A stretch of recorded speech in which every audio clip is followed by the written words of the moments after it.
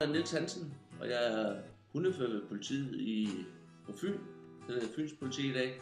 Tidligere var det Odense, men nu er det Fyns politi, der er hundefører. Jeg har været ved politiet siden 1984 og hundefører siden 1993. Hvad skal der til for at kunne komme ind på politiskolen angående? Er der nogle krav for at kunne begynde at starte op på politiskolen?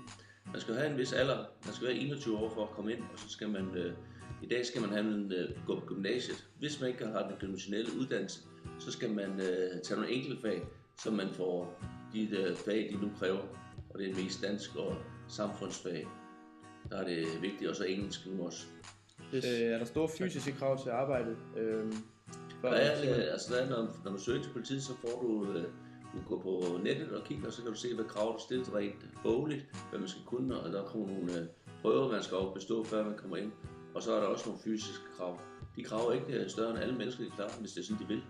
Så det er noget at gøre med vilje, at man har lyst til at yde det, fordi man kan se, nu er du 17 år, ja. Og du har foreløbig 4 år, hvor du kan hygge dig med det, og også træne op til det. Så hvis man vil, så kan man. Det er ikke umenneskeligt, det der kræves. Udover de der fysiske krav, som der er, skal man så have en bestemt mentalitet for at være politimand, altså rent sådan personlighedsmæssigt? Altså, man må som regel ikke have nogen pletter på sin straffetest.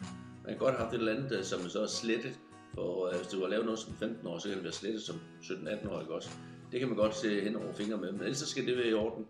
Og så skal du have en fornuftig indgangsvinkel til at kunne snakke med mennesker, og så ellers bevare roen i de ekstreme situationer. For der kommer mange mærkelige situationer, og du må helst ikke være sådan en, der går ud og kommer i konflikt hele tiden.